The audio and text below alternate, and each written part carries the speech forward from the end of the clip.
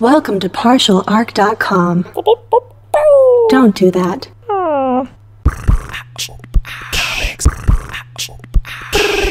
I'm here to save the day. I'm here to save the day. Soon I will be invincible. Because comics. Welcome to Because Comics. This is episode 80. I'm your host, Jay Jones, and I'm joined by my co-host, the tripled Mike Christensen. Hello, hello, hello. Oh man, you had perfect harmony with yourself. Hello. Oh my god, there was a fourth one behind you. Okay, this got a little out of Hello. hand. Did you get into the clone machine, Mike? Hello. That's a really small version of yourself. Okay, I don't know what settings you messed with. Okay, that one's just, that looks like a, oh my goodness, the eyes. All right, listen, the clone machine, really, I mean, you abuse the hell out of it. It's okay, they're all gonna melt in any second now. Well, we got a clone machine to celebrate 3 years of making this weird show. Guys, we've been doing this show for 3 whole years. And we just want to take a minute and say thank you, everyone who listens to this show. If this is your first episode, it doesn't get less weird. It definitely doesn't. It's just pretty consistently. Go back 3 years, still just as strange. Maybe not quite. It got weirder, I think. You probably. I think it is getting just a weirder show. Time has not treated our brains well. That's for sure. But you know what does treat our brains well? I don't know, weird segue. Comic books. We read comic books every episode. Specifically, we talk about the comics that are on our pull list. If you, for those who are not in the know in terms of comic books and shops and things, you go to a comic book store, most of the time if you say, hey, there's this specific comic I want, but I know it's real popular. You're like, you know what, comic book store, I want to buy this, but like, I can't really be here at like 12 o'clock on a Wednesday because I got a job and stuff. They might be like, well, you know what, just put it down on our pull list and we'll hold it until you come and get it. Jay, what is on your pull list currently? What should we check out at the comic book stores? Well, I wanted to peruse some characters that I never really get a chance to review on the show. So I was like, you know what, I'm going to step out of the normal bounds and I'm gonna take a look at these guys. Diversify. Like, what's going on? Yeah, diversify. Maybe some characters you don't know a lot about. Yeah, that's definitely what the main focus of this Maybe some new writers. I picked up a comic called The Batman in the Shadow. Sure. Now, real departure. Now, hold on a second. I mean, look, I've talked about the Batman a few times. I think maybe I've talked about the Shadow. You know more about the Shadow than I do. I know you've referenced Shadow things more than I. Guys, I love the Shadow. Now, there might be 5 people in the world that like that Alec Baldwin The Shadow movie. I'm one of them. Anyways, this comic is called Batman and the Shadow. It actually just is Batman and then it says The Shadow. So I don't know if to call it Batman the Shadow, but it doesn't really read as well. So Batman and the Shadow. It's written by Scott Snyder. Someone I've never talked about. Only 6 times, maybe? Probably. And co-written by Steve Orlando, who does a bunch of stuff for DC as well. I think like Midnighter and a couple other things. And then drawn by Riley Rossmo. And Riley killed it in this comic. The art is amazing. And obviously, you know, I'm very picky when it comes to Batman because I've read so much of him. And I really love his take and art style on The Dark Knight, as well as how he complements these panels with the Shadow. Now, the Shadow, if anybody doesn't know, the Shadow is an early 1900s, like one of the original OG comic characters. He was a serial character originally, or like a pulp magazine character, rather, is what I meant. A pulp hero, essentially. And Batman was actually loosely based on the Shadow. The Shadow is always dressed in black, has kind of like a red inline underneath his like black cloak. He has a big red scarf that covers his face, kind of like a bandit style, and has a big black fedora, and he always carries like 2 Colt 45s around with him. And Batman, when he actually first came out, had 2 guns, very much in the same vein as the Shadow. Batman was the Shadow. Yeah, he was the Shadow with a different costume. That's a direct ripoff. Yep. But the Shadow, where the Shadow differs from Batman, because they're very similar in a lot of ways. They're both like billionaire millionaires that went off into like the Far East to train, had like darker past, although his darker past was put upon him. The Shadow actually did some messed up stuff. But regardless, they both came back to their city, their corrupted city, and vowed to take vengeance by casting fear into the criminality of the city. The Shadow does it in more of a like overt way of like he's always showing up. If you never saw the movie, he always shows shows up and is kind of like cackling and laughing in the background to scare villains. Yeah. Batman obviously does it a bit more silently. The Shadow's deal, his classic line is always the Shadow knows, because the Shadow's main powers, different from Batman, which is just like the powers of ninja-ing, I guess, where Batman possesses all the powers of physicality and mentality. The Shadow possesses powers of mysticism.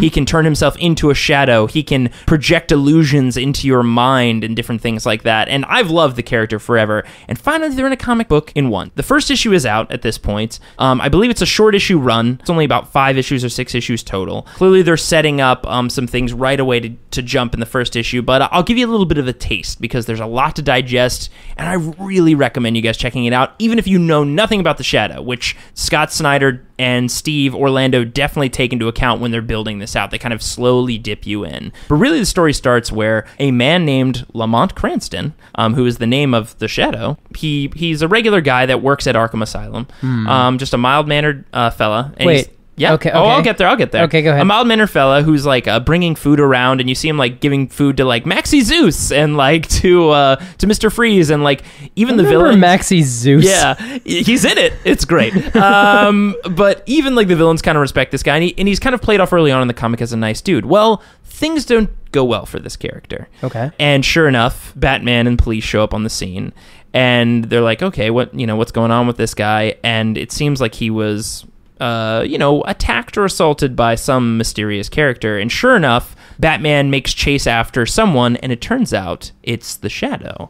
And he starts to dig a little bit further and further into this Shadow mythos to understand who he is, and he starts to realize, okay, this guy is 100 years old, yet he looked really young when I came up against him. Whoa, what? Yeah, like, it's crazy. So, because the Shadow, if people don't know, this was a hero that was around in the early 1900s, and Batman, even though, yes, is a very, very old character by those standards as well, Batman is still always brought up to contemporary times. Yes. While here, the Shadow is very firmly placed in that history, based in, like, the 30s and the 40s. Okay. So, like, this character, this guy, the Shadow, should be old and dead. And Batman, like, slowly starts making his way through, like, some of his old contacts. Obviously, a lot of them have passed away. Sure. And starts to unravel this deep, darker network that the Shadow's network... and again, this was kind of part of the Shadow's deal, that he would create agents around the city. They would wear these certain rings that could give him information, essentially.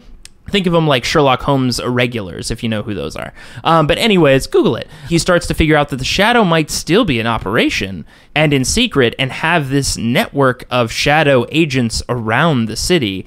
And it starts involving people from Batman's own past, like Henry Ducard, who is played by Liam Neeson in the Batman Begins film and other films. And it really just starts to unravel this big mystery around who is the Shadow, how is he still around, is he an enemy, is he not? And guys, I highly recommend it. The art is amazing, how they show the dichotomy between Batman and the Shadow, how the Shadow moves as this very snake-like, shadowy silhouette, while Batman obviously moves like Batman, ninja-like. It's a really, really cool story. It's going to be a short run, so I think you're going to get a lot of bang for your buck in those issues. Yeah. So I highly recommend it, Batman and the Shadow. And guys, give the Shadow the movie another chance. It's fun. I don't know if that's the takeaway. My comic is pretty different. It's called Rose, and it's from Image. Is it by any other name? Boo. Sorry.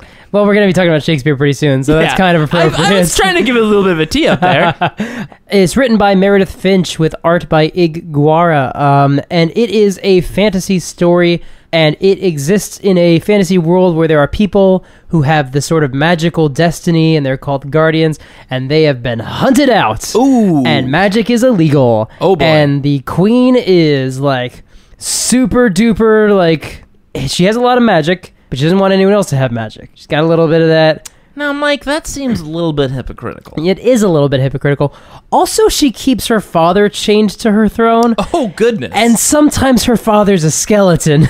Wait, sometimes he's a skeleton? She's talking to her advisor, and her advisor sees this, like, grinning dude sitting next to him, like a Joker victim, just, like, chained to her chair. What? And then that guy leaves, and we see it's just, like, a skeleton in robes. It's kneeling there, and I don't know, unless that's two different people. Maybe it's two different people she's got changed to her Maybe I missed throne? the transition. Maybe she just has the chained up body of her father. Regardless, she definitely does have the chained up body of her father. It's terrifying. It's objectively... No doubt. She is, fortunately, not our main character. Okay. We are following a character who has some magic. Her name is Rose, as you might guess. That makes sense. She has some magic that she's dealing with, and Mike is currently confirming if that skeleton is in fact somebody else. I can't tell if it's a different room or not, so I can't be 100% sure. I think they're two different people, which means this woman has a couple of people chained to her throne, actually. Wow. And in a different room, It's kind of her deal, I guess. has the chained up body of her father, just this desiccating skeleton, which I think is just dead. Wow. It's not animated in any sense. Yeah. She also wears a belt of tiny skulls and very little else. Did she come from the Warhammer 40k universe? She would be perfectly at home there. She would. I think she also has a barbed wire tattoo on her thigh. Holy crap. I actually just might be barbed wire. She went into Hot Topic and was like, this will be everything. So we follow a character named Rose who has magic, and the whole thing is that you gotta kind of lay low, and then some bad things happen in her life. Okay. I won't get into the details, but we start to meet her. An inciting incident happens. An inciting incident happens. That's a great way to phrase it. And we also have the threat of capture by the goons of the Queen, who, wants to go hunt all those magic people and all those guardians and things. But it's kind of like the Red Queen from Alice in Wonderland. I guess. What if, though, the Red Queen was a necromancer with a mohawk and wearing, like, a scarf and a belt? I mean, it sounds rad. It I'm does down. sound, pretty rad. And also, her fingernails are, like, 6 inches long, and, like, magic comes out of them all the time. There's a lot less of the Queen in this comic than there is me talking about it, but it's because I don't want to get into spoilers for the other parts. And also, she is a fairly dominating force, because her influence definitely affects the entire book. I believe it. There's like giant-sized animals that we don't know much about, but there are like dire animals, essentially, sort of maybe Dire beaver. maybe spirit companion tiger things. Not entirely sure yet. Whoa, what?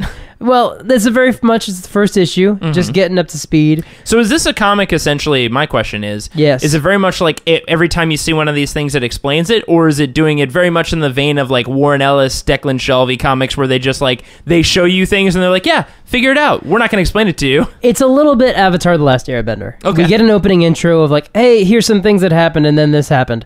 And then the rest is just like, all right, buckle up, because like, we're just going to talk about some stuff and you're going to figure it out. You're going to eventually And get it's there. not hard to follow, unless you read this thing at 10 o'clock at night and you don't realize that one person isn't two people, like I did, apparently. Generally speaking, it's not difficult to follow. But it is really just engaging world building. The world building is really well done in this book. And the art is exceptional. It's super duper good. Who's the artist again? The artist is Guara. Wow. Unless that's not how it's pronounced, but it's probably not how it's pronounced. It's close. The art I is... think about 99% of the time we get the names right. You know what? We do what we can without doing research. I mean, honestly, I'm going to say this. This person is going to be a superstar artist. Like, it is intensely good art. Really? I'm like, this is the new Ryan Otley. This is the new Olivier Copiel. Really? This is an Eminem. We're seeing a Stuart Eminem like developing. This person's so good. All right, well, I'll have to look that up. That sounds amazing. Yeah, like incroyable. Check it out. Rose, really cool, really interesting. Like the main character a lot. Very excited to see where the story goes and what horrible things are going to happen to our main characters, because that's how fiction works. Yeah, that's how it works. Sorry. It's you watching how long your hero can endure terrible, terrible things. It's going to be a tough road. You're a main character. This is what we do. The guys, check out Rose from Image. It's real damn good. Awesome. Well, Mike, that was an amazing pull. And guys, that'll take us to our main segment. Mike, for the third year in a row, kick things off. 80 times. To be or not to be, a choosable path adventure. What we're talking about today, this main segment, is not a comic book. All right, well, goodbye, everybody. Thank you for joining us. No, this is from a person who writes comic books. Ryan North came on the scene, best known for Dinosaur Comics, the web series that he does, I believe still does. Definitely did for like a decade or whatever. Right. He also is the primary writer of the Adventure Time tie-in comic.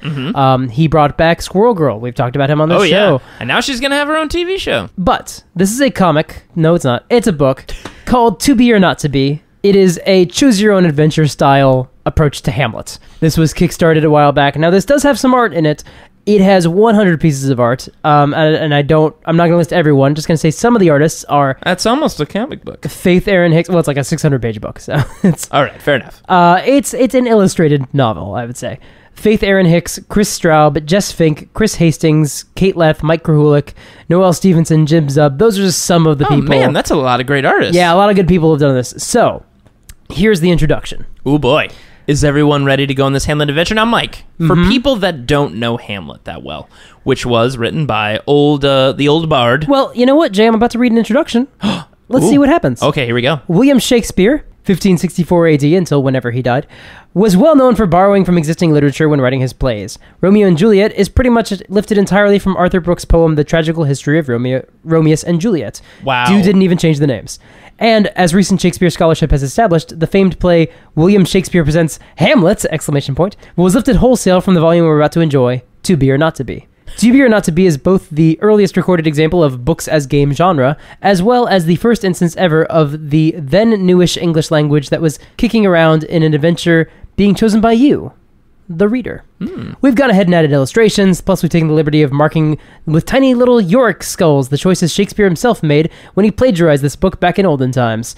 They're there in case you wish to put yourself in Shakespeare's shoes, reading this book as he did, stealing plot elements wholesale, and classing up the language as he/you went/go. However, that is not the only way to read this book. Feel free to explore your other options, as each time you read this book, you can go on a different adventure, assuming you don't read this book 4,1,181,431,094,525 times. At which point, worth it though? At which point, the adventures will probably start to repeat, and they'll probably seem pretty familiar long before then anyway. Now, take yourself back to history, capitalized. When ghosts walked the earth, capitalized, and nobody knew velociraptors were even a thing. Steel yourself to experience the magic of Shakespeare as it was meant to be experienced, in a non-deterministic narrative structure in which you end up thinking maybe you made a wrong decision, so you mark the pages you were just on, so you can always go back and make a different choice if you die for some dumb reason. To Be or Not to Be. That is the adventure. Ryan North, noted Shakespeare scholar/enthusiast. Choose your character, turn to page 4. Man, what if I just read the acknowledgments instead? Turn to page 357. I turn the page to page 3 and I read, whoa, slow down there, cowboy. At the end of that last bit, you were supposed to make a choice and then jump to the page that reflects that choice. Instead of following those instructions, you just kept reading what came next like this is an ordinary book. This book is crazy insane. How are you even acting like this is an ordinary book? You die without even having your adventure. The end, and your final score is maybe learn to read books better sometime out of 1,000. Dude, that's not a very good score, I gotta say. The end. Anyway. Pretty good opening. Let's get to the choosing of a character. And Jay, you're going to go ahead and choose our character for us. Perfect. You have just been born. Congratulations. Good work on that thing. Now, surprise, babies are boring, so we're going to jump ahead in time to a point where you're an adult and you've already lived a bunch of your life. Yay! But I promise most of what we're skipping over was really dull. You ate a lot and slept a lot and made some friends, tears were shed, makeouts were totally had, etc. It was a bunch of high school stuff. The awesome stuff starts now. So, let's begin, my friend. Remind me who you are again? My name is, Hang on. We got 3 options. Okay. Ophelia? She's an awesome lady in her late 20s with a calm, competent, and resourceful demeanor. She's got a +1 bonus to science, but she's also got a -1 weakness against water, so heads up. Hamlet? He's an emo teen in his early 30s. Also, he's the Prince of Denmark. Hamlet has a +1 resistance to magic, but there's no magic in this adventure, so this never gets mentioned again as of right now. Awesome. Hamlet Sr.? He's the King of Denmark, 50 years old. He's super good at fighting and leading men into battle and naps. Let's say +1 to each? Look, bottom line, he's an unstoppable machine of death, and should you choose to be him, you may experience kingly glory. If I remember the story of Hamlet correctly... Well, that's the version that Shakespeare told. True. I do remember that Hamlet Sr. did not turn out... Things did not go too well for him. If anyone is still confused and not sure what Hamlet is... watch The Lion King. Watch The Lion King. It's Hamlet. Okay. So, young Hamlet, old Hamlet, or Ophelia. I do have a negatives to water if I'm Ophelia. I do have a resistance to magic, but that's will irrelevant. never come up again. Or I can just be rad at everything. Ooh, Mike, look, this is a team show. I think we've got to make this decision together. What do you think? Shall we? I have a dice right here. Yeah, let's roll a die. It's a 6-sided die. So we're going to do 1 to 2 is Ophelia, 3 to 4 is Hamlet, 5 to 6 is our Oh boy, we are Hamlet Sr., which means we are more than likely going to die. 596 is the page we're starting on. Let's do this! We are old and awesome. You are King Hamlet. All of Denmark is under your command. Everything's going so great for you. At present, you are in Norway, where just this afternoon you led Denmark's forces to an astounding victory, during which you personally killed the Norwegian king. Stabbed him right through the head, you did. His eye popped out and rolled on the ground, and then you stepped on it. Whoa, your ass is bad. Man, you we are a good. badass. You decided after a day of being good at fighting, you should have a nap. You've earned it. You settled down in an orchard for some nappy times. During your delightful rest, your brother pours some poison in your ear and you die. Oh, damn it. Surprise! You didn't know poisons worked that way. Haha, wow! You've barely made one choice so far and you're dead already. Way to go, champ! You're really good at books, huh? It's just a stellar job you're doing here, Chuckles. Turn to page 203. Damn it. Wait, are we going to be a ghost now? Yeah. Awesome. The end. Okay, fine. I feel bad for you. Here's a choice you can choose. Become a ghost. Turn to page 636. Do not become a ghost. Turn to page 633. What do we become if we are not a ghost? I don't know, Jay. Just a happy ending? It's up to you. This is a whole ball. I mean, I'm going to be a ghost. Let's do that. Good news! The afterlife exists and it's full of ghosts! You know all this because you're one of them now. You get to spend all your time slamming doors, rattling chains, and telling on the person who killed you. But here's the thing. I, the author, told you, the reader, that your brother poured poison in your ear while you napped. But you, as Hamlet Sr., have no idea how you died. You slept through the whole thing. So you're going to need to figure out who killed you if you're going to revenge yourself on your murderer, assuming you even were murdered. Because remember, for all you know, you could have died of a heart attack. This is an example of dramatic irony, only since we're in the second person, it's an amazing example of an entirely new species of dramatic irony. Something I'm going to call second person pronoun paradoxical autodramatic irony. You are now aware of information that you're not aware of. This should be fun. Oh, no. Except that you've died of a heart attack, page 651. Listen in on people's conversations and see if any of them talk about how they totally killed you, 349, sorry. I definitely believe that I'm too rad to have died by a regular human hand, so it must have been only my awesome heart that could have killed my awesome person. All right, page 651. Probably, you say out loud to nobody in particular, probably I just died of a heart attack. Yes, there's definitely no foul play to investigate here. You're not that curious about the circumstances of your own death, but there's certainly room for incurious people in the afterlife. You, for example, spend the rest of your afterlife, which is forever, training little ghost puppies how to be better dogs. And they're so cute and they stay puppies forever and they never grow up. But they just get better and better and cuter and oh my gosh, it's adorable. Turn to page 55. The end. Guys, I got the happiest ending. And it's a picture of just a bunch of ghost puppies. Oh my god, that's adorable. And just me training ghost puppies for all of eternity. Wow, guys, well, I solved it. I beat Hamlet. I became a forever ghost that trains ghost puppies. All right. Let's backtrack. Clearly, things do not go too well for Mr. Hamlet Sr., as we suspected. So let's take a look at some of the younger chaps. So we've got Ophelia and we've got Hamlet Jr. So we're going to let the dice roll again. 1 through 3 is Ophelia. 4 through 6 is Hamlet Jr. That is a 1. We are going Ophelia, baby! Page 46. Right, you're Ophelia. You are a beautiful and independent young woman, and although it makes you roll your eyes when you think about it, you've fallen in love with a prince. Prince Hamlet is funny and charming, and he seems to like you a lot. You try not to get too excited about it because you're worried you might jinx it, but things are going great. Only it's been hard doing the long-distance thing while you've been off at university. Both of you have been off at university, and while you've loved studying capital S science, you're sure Hamlet's loved studying capital U undeclared. It hasn't been easy. Now that you're both back together in Denmark for his father's funeral and his mother's second wedding, it's been harder still. Hamlet's really sad, and you can't blame him for that since, his dad died. But you wish there was something else you could do to help him. When you last saw him, Hamlet mentioned how the castle seemed cold and drafty, and for some reason it stuck with you. You've been sitting at your desk trying to think of something you could give him that would help him with that. A way of cheering him up a little. Remind him that he's still got people who care about him. He wears these cloaks all the time, but then he's taking them off in these warm rooms and putting them back on in cold ones. If only there was some way you could keep all rooms at uniform temperature, he wouldn't need to be constantly adjusting his clothes throughout the day. But to do that, you'd need some way of measuring heat and a way of transporting it throughout the castle, maybe through a series of pipes. Oh my god. Your thoughts are interrupted by a knock at your door. Who is it, you call? It's me, says your brother. Come on, let me in. Do you let him in or tell him you're busy?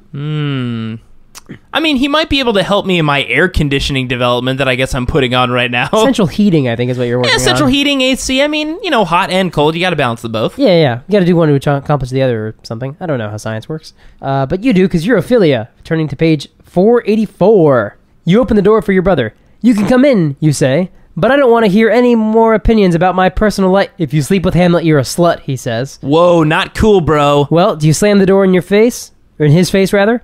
Or invite him to enter your room? No, I slammed the door in his face. Not cool, man. I'm trying to invent AC and heating. I got a lot of shit to do. Bam! That felt good.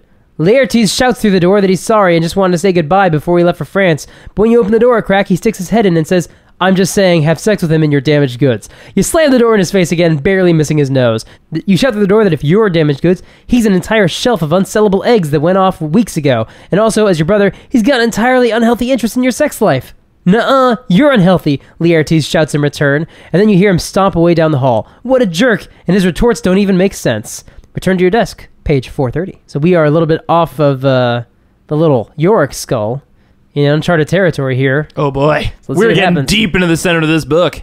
At your desk, you continue your work on the problem of automatically heating the castle.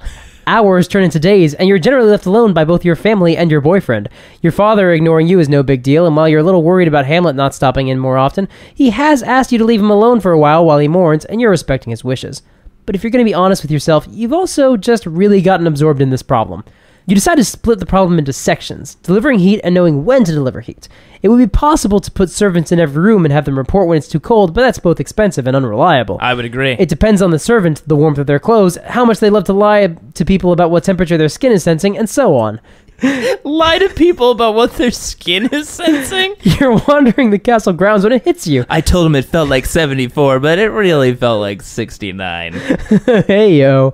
You've been thinking about how water expands when it freezes and how that could be used to tell you when it's cold, but it's not much use for measuring temperatures outside the freezing point. Your father, Polonius, happens to wander by talking to himself about the evils of drink, and you realize alcohol.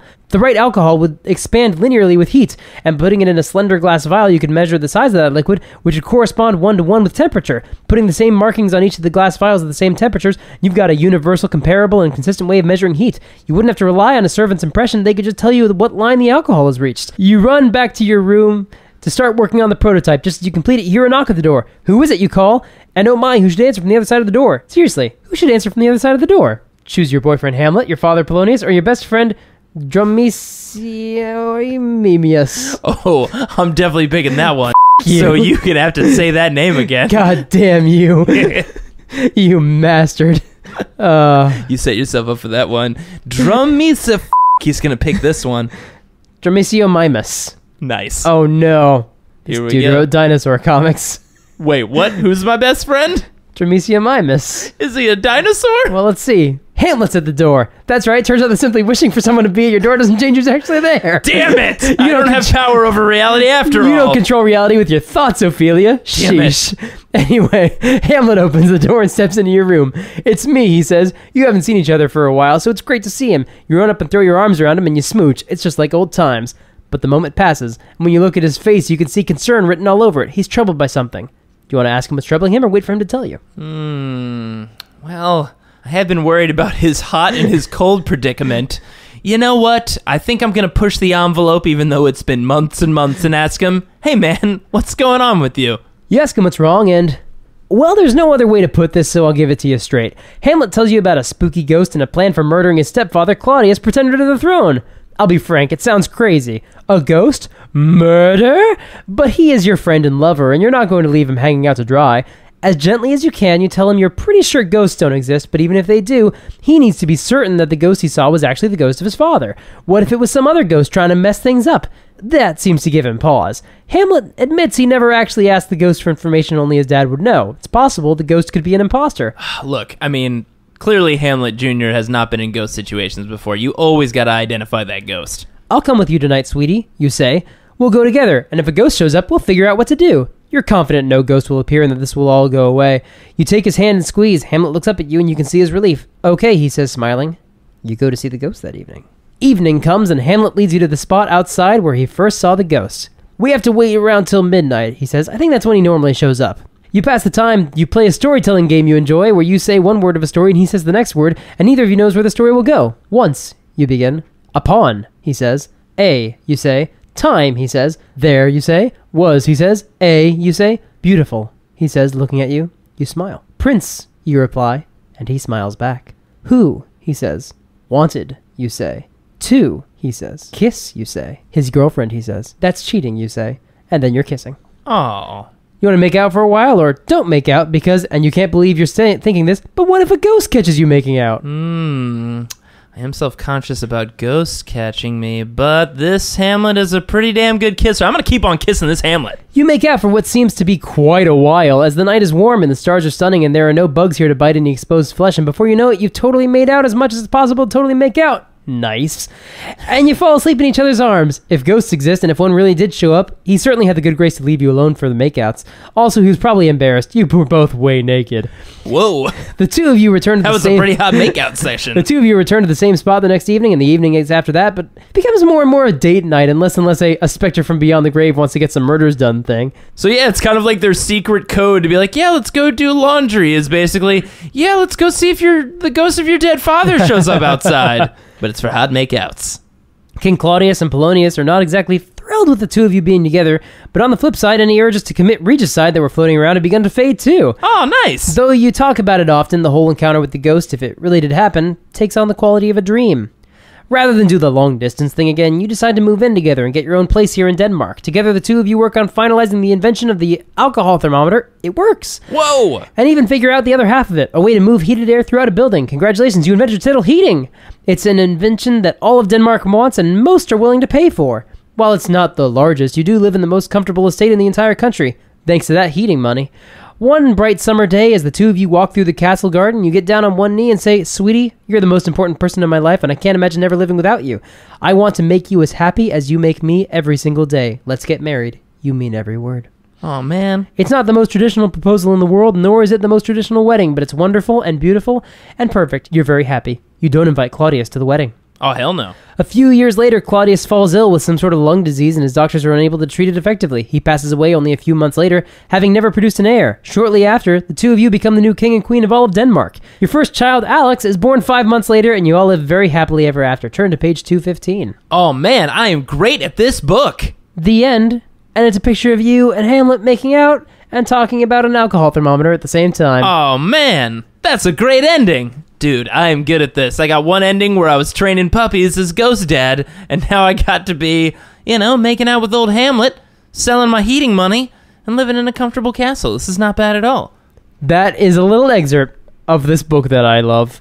It is pretty ridiculous, I will say. This is very enjoyable. The art is very nice, and I gotta say, it's actually pretty snappy. Like, the comedy is pretty fast. Oh, yeah, Ryan North knows what he's doing. You're not reading more than, maybe 2 pages max before you have to make a decision, and you can cut to something. It's not even that you're making a decision. You're sometimes just given the next section, and it's just in a different area. Right.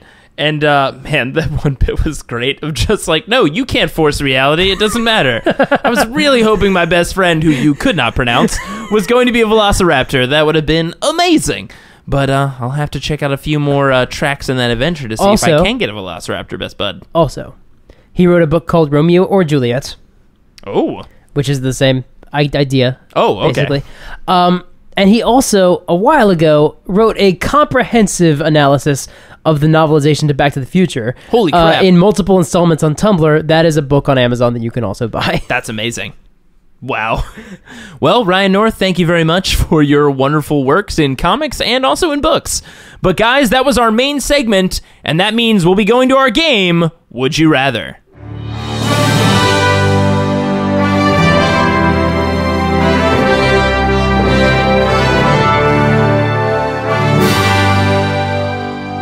All right, this is our game, Would You Rather. This works just like regular Would You Rather, except we inject comics into it.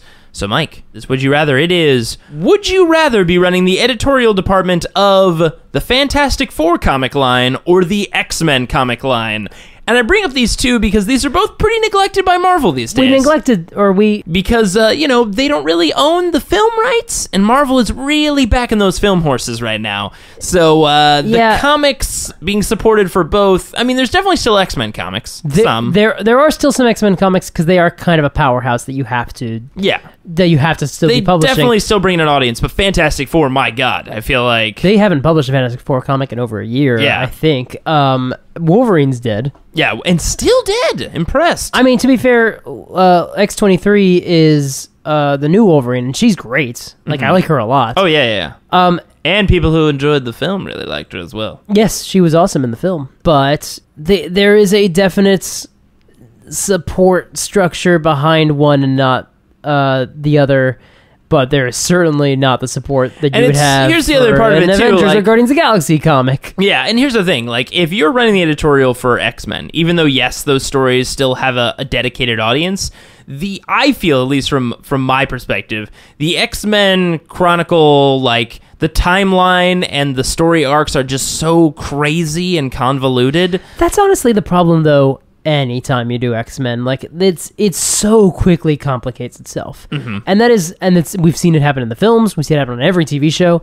Like even if you're just like telling a self-contained, I want to do just a classic, basic X-Men comic, it's an ensemble book. Yeah, it's an ensemble book with people with different powers and like maybe time traveling villains. So very, very quickly it gets out of hand. Even when they do it back to basics, like okay, we're just scaling it down. So we're just kind of focusing on these characters and we're moving them to a new location. Okay, but now we got this tie-in comic where we also have, and Warren Ellis is writing it. We didn't, that last issue was super delayed, but like, okay, so something important happens in that last issue, but like because it hasn't come out yet, we're not going to talk about the fact that Kitty's not in any of these comics for a little bit, but she's going to be, we're going to talk about her. We got to bring her back at one point, and then she's going to be a ghost for a little while. We're just going to talk about, okay, so, and like Kitty's, so Colossus, we got to kind of address the fact that he has this new power set of the Juggernaut, but like, at what point do we like address it and like where do we draw the line in terms of like how much information do we actually need to include of like, because that happened in a crossover and it wasn't like part of our book, so we couldn't really address it in our comic even though it's our character, but it's definitely part of him now. It's like, I mean, we need to talk about it, and like, by the way, the stuff I'm talking about is like 3 years old. That doesn't even now, like, no, it's longer than that, because I'm not even talking about the part where Cyclops became a terrorist. And by the way, that is a great arc. Like, Brian Bendis' work on Cyclops is really good. That is a good arc. I think my point has been made. Like, there's a lot of just plates in the air with X-Men. On the other side of the building, with the Fantastic Four editorial team, I think the primary question is just like, is anyone going to read this comic if we publish it? Yeah, I liked Jonathan Hickman's run, but, like, mostly because I like Dr. Doom. Yeah, Dr. Doom is great. Because, like, and one of the things I liked about that comic is that they expanded the cast they created the Future Foundation as they like, because in the original now real quick, who is and what is the Future Foundation? Well, it's all I'll get to. So at the beginning of Jonathan Hickman's run, at the beginning of, come on down folks and watch Hickman's run. At the beginning of the man with calves the size of barbells. Is it a person? Oh yeah. It's Jonathan Hickman. He's like Paul Bunyan's buddy. Yep. That tall tale got lost in the editorial room. Jonathan Hickman's run started with classic Fantastic Four stories of like, hey, new dimensions and new weird stuff and, you know, Fantastic Four things. And like time travel and let's meet Ben Franklin and all that jazz. Or that happened later. But then they started adding kind of characters into their sort of supporting cast, mostly a lot of brilliant young people, as Reed Richards, Mr. Fantastic, the patriarch of the Fantastic Four, is seeing these like really talented young people and be like, well, I need to like put their minds to good use, because like there's a point early in the comic where he looks at this room full of super smart people and he's like, you guys aren't doing anything to help the world. Why does he talk like Christopher Walken? I don't know, whatever, like moving on. And so he created the Future Foundation, especially after Johnny died. Johnny Storm died very briefly. He died in Dimension Z? Dimension X? What's it called? Negative Zone. Negative Zone. There we go. Close enough. Yeah, fair enough. I think Dimension Z or X is like a Teenage Mutant Ninja Turtle dimension? Yeah, I think that's right. Yeah, whoops. But anyways, Future Foundation, very interesting. Because they wanted to be the FF still, but, you know, Johnny died, you're not the Fantastic Four, even though they still were the Fantastic Four, because they brought in like a couple, like... they brought in Spider-Man. That's true. But so they had Fantastic Four, but they weren't calling themselves that. They were calling themselves the Future Foundation. Hey, Spider-Man, you're quippy just like our dead brother. This won't be awkward to have you fill in for a dead family member. It was so funny because like they announced that Spider-Man would be joining before they announced who died. So it was like, okay, we know that someone's dead, and their rationale was like, well, he's really smart like Reed, and he's also the heart of the team like Sue. He's like a father figure to the kids like Uncle Ben Grimm, and he's also very much like Johnny. I mean, kind of like Johnny though, but not like a lot like Johnny. A little bit like Johnny. I mean, Johnny's gonna die though, so anyway, So it's tough. I mean, you're going to have a lot of convolutedness, and you got a lot of balls in the air with X-Men. It's a lot more stress, because there's a lot more, I guess, legacy with that series. There's a bigger audience. There's a lot more pressure there. With the X-Men? Yeah, and even so, like we were just saying, you're beholden to like different runs and decisions made by crossovers that you don't really have full control over. And again, that's true in both cases to a certain degree. But Fantastic Four, I feel like even if you do break continuity a little bit, you have the advantage of like there isn't such a dedicated. Now there is probably a dedicated fan base. Don't get me wrong, for sure. But I mean, there isn't such a large audience and an inflexible audience that you couldn't probably like play around with it a little bit. I mean, Spider-Man replaced Johnny Storm for a little while. Yeah, I mean, She-Hulk replaced the Thing back in the 70s, 80s, the 80s, I think. Yeah. Probably 70s. I don't know. I feel like talking this through, I probably want to try to work on the Fantastic Four editorial team. It's a challenge, at least. The other thing about the challenge of Fantastic Four that I like, and that's an interesting challenge, is that everyone tends to do the same Fantastic Four story, which is, Johnny's got to grow up is one of them. Like, Johnny tends to learn that lesson. Johnny is in many ways like JD on Scrubs. Or Corey from Boy Meets World. Yep. In that he must reset in order to learn new information every time that it is time for a new story to be told. Do you think Iceman in the X-Men has a similar problem? But less so because it's more of an ensemble So do we book. believe that elemental-based powers burn out your memory? Because we've got I Iceman, think it's more we've about got being Johnny the Storm. blonde funny guy who's the youngest. That makes sense. He doesn't retain any information at the end of the day. But I mean, like, if you bring into a new story, and it's not just about, hey, we got to age Johnny up, but more about, like, hey, he did learn something last time. Let's expand on that. Because that would be interesting. And the thing is, like, everyone wants to write the comics that inspire them to write comics. Mm-hmm. So everyone who wants to write Spider-Man wants to write the Spider-Man stories they love. So we're kind of rebooting the same Spider-Man Which stories. means nowadays clones and characters like Kane coming back. But what it used to mean, and still does mean, villain unmaskings. Oh my god, who is this mystery villain? Oh my god, it's that person I know and love. That happens a lot to Spider-Man. It does. Or, oh my god, it's that person I know and have worked with. I'm pretty sure we're going to reveal that Spider-Man lives in a Truman Show-like world where all of his friends and family eventually become villains. They're all goblins. So Spider-Man is really just a villain factory. He just makes villains out of people he knows. Let's not pull that thread. That happens to everybody. That's true. Fantastic Four has the problem of, like, the Thing is the most well-rounded character, and Reed is a tough nut to crack. He is. Because Reed is, in many ways, the Doctor from Doctor Who, in that he cannot really develop that much because he is a crutch for the other characters, and yet he's the only one who really gets to develop because everyone else is just the companions on the Reed Richards show. It's tough. I actually follow a question because it sounds like we both are kind of in agreement that we would do the Fantastic Four editorial. If only for the challenge of it. If only for the challenge of it. Also, Mike, the big gem here is we get to write about Dr. Doom way more than normal. Oh, yes. Oh, yeah. That's a pretty big selling point, in my opinion. I mean, certainly we do. I mean, all those Dr. Doom scenes would be great. But now remember, we're not the writers. We are assigning the writers. We're guiding the line a bit. But still, I mean, Dr. Doom-centered stories, I mean, that's going to be fun. Now, nothing to sneeze at. One extra question. If you had to pick one Fantastic Four character that you wanted to write an individual story about, not a team story. Ben Grimm. Ben Grimm. All right. Probably because he's got the most complex character? He's the most complex character, and he's the one who, and they've talked about this a lot on War Rocket Ajax when they talk about Ben Grimm, he is the one who is adaptable to any situation. You can put him in a haunted house story just as easily as you can put him in a Fate of the Universe depends on a boxing match story. Just as much as you can put him in, story. That's a thing that happens to him sometimes. Oh, for sure. Just as much as you can put him at the heart of a, emotional family-based story. That's true. He is the most flexible in that way. He is super flexible. I'd love to do a conspiracy-esque, kind of spy-esque story with the Invisible Woman. That would be so good. I would love to see her in some kind of espionage-esque story with her, kind of stepping out of that just straight mother-type character and putting her... Because her power set is rad. Like, being able to bend light, not only for invisibility, the staple of her name, but the force field stuff and, like, all the cool things you could do with that. Like, I feel like there's a whole mine you could dig through with that character. All right, now what do we do with Reed and what do we do with Johnny? Reed will die by Johnny's supernova. That also kills him. No. Dark. Super dark. I mean, dark ending. I mean, honestly, I think it would be really fun if you jumped ahead with Reed. Because as a Plastic Man, he doesn't age anymore. And he's kind of in playing off of what you said before, like Doctor Who-y, he is very much ageless now that he is this rubbery-like man, and you can kind of play with him in kind of like a Twilight Zone-y, like futuristic kind of guy, and put him in like really weird future scenarios and see him solve it through rubberingness. I actually have an idea here. Ooh. My pitch, if you will. Oh boy. Is the end of our third year anniversary has turned into a very interesting game. You split up the Fantastic Four and you do individual stories. So you do your Invisible Woman as a spy, which sounds great. Mm-hmm. For Mr. Fantastic, I think you do take him as straight Doctor Who. You give him different companions.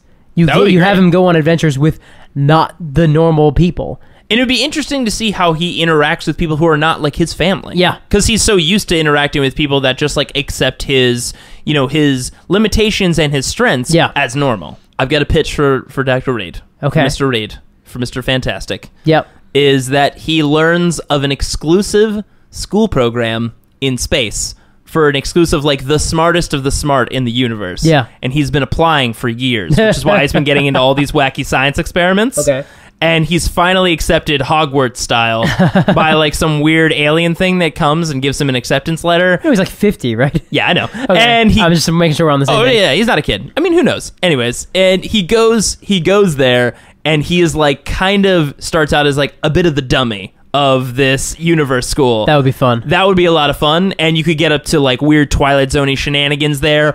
Also, the spin halfway through is that Doctor Doom also got in, and he's going to show up halfway through that adventure. That's the best! So then we have them again in college, but they are not the highest level. They are now medium to lower level of the intelligence, and they're navigating the social structure of like a university, and all the wacky Twilight Zone antics they could get up into. Might have to team up, might have to be against each other with school projects. It could be fun. Hey, Marvel, we're hireable. Hey, by the way, you're not publishing Fantastic Four. Yeah, you're not publishing it. But what are if you you feel lose? like it and you get those rights back, we'll do it. Not free of charge, but just hit us up for less money. For a lot less money. All right, guys. Well, that was our third year anniversary and our 80th episode. Mike, this has been a lot of fun, this show. It has been. Let's do more of it. Absolutely. All right, guys. As I said, that was episode 80 of Because Comics. We'll be posting a new episode every other week. If you'd like to download more episodes or check out other similar podcasts, head over to partialarc.com. Of course, you can email us any questions at becausecomics@gmail.com or follow us on Twitter, Instagram, Facebook, and Tumblr. All at Partial Arc. We post stuff on there. Sometimes about comic and geeky stuff. It's good times. Usually, yeah. Oh, yeah. And be sure to check out more content from our comic boy wonder, Mike Christensen, at partialarc.com, where he writes articles every Tuesday and Thursday, Mike? Every Tuesday and Thursday. So Thursdays, talk about Dungeons & Dragons, mostly Dungeons, lots of games, but mostly that one. And Tuesday, talk about the Star Wars The Clone Wars cartoon, doing a recap. I'm in the middle of season 5? You're getting close to the end. Yeah, I think I'm going to hit the end around the end of the year. Well, guys, thanks for listening again and sticking with us for 80 episodes in 3 years. Or if you're new to the show, welcome. It's still weird in all those others. Go back and listen to some. We're sorry that we talk so slow in that first one. We're sorry I talk so fast in the new ones. Indeed. Thanks for listening, guys. And remember, the people who name Derby horses should name our generic movie sequels. Because, like, G.I. Joe Retaliation, Jason Bourne, Pacific Rim Uprising, Independence Day Resurgence. It used to be Pacific Rim Maelstrom. Now it's Uprising. Like, these names they're not memorable as much as like J Boy's Echo or Irish War Cry or holy crap, Thunder Snow. Thunder Snow. Like, how much better would it be like, hey, Jason Bourne in Thunder Snow. Hey, check out the new Jason Bourne movie, Sonneteer. Because comics.